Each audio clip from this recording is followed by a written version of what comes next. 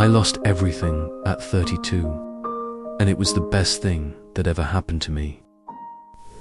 At 32, I was a sales director at a major tech company, living in a high-rise apartment in central Saigon, driving a brand new car, and in a seemingly perfect long-term relationship. I truly believed I had made it in life until the universe decided to teach me a brutal lesson.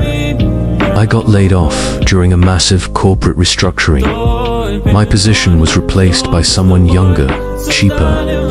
I was shocked, but told myself I'd bounce back. That confidence quickly vanished when I checked my bank account, almost empty due to some risky investments I had made.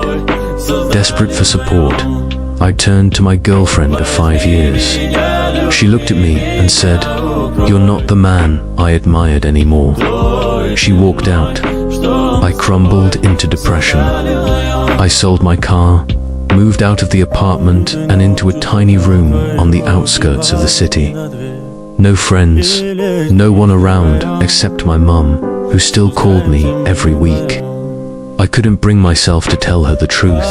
I had failed. Every morning, I woke up with a heavy heart and a hollow chest. Some mornings, I couldn't even get out of bed. I even considered ending everything, but I remembered my mum. I couldn't leave her like that.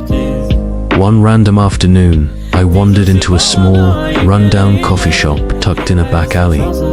The owner was struggling to fix his espresso machine. I had worked as a barista in college, so I offered to help.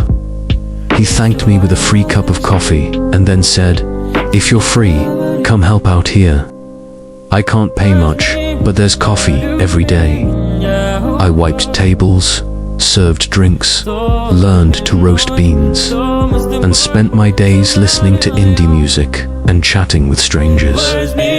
No million-dollar contracts, no deadlines, no corporate stress.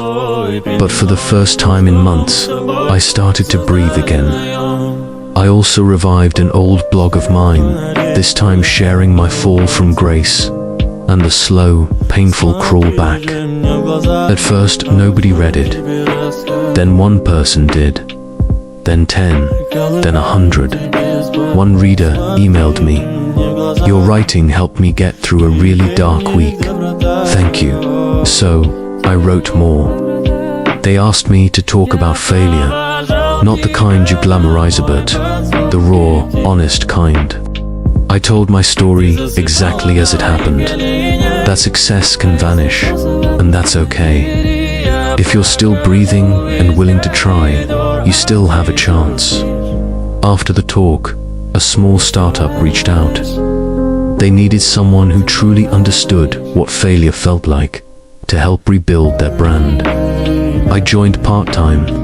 With my old experience and some fresh grit, I helped grow their reach by 200% in just 3 months. I still worked with the startup, but every afternoon I'd return to that little coffee shop, the place where I began again. The owner and I eventually opened a second location. No big press, no shiny grand opening, just good coffee and sincerity. My ex-girlfriend texted me once. I didn't hold grudges. I simply wished her well.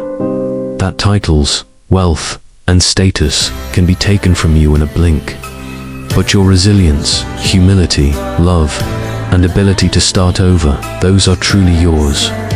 Sometimes life breaks you down not to destroy you, but to strip away who you are not, so you can see who you really are. I lost everything, and when I finally stood back up, I found myself.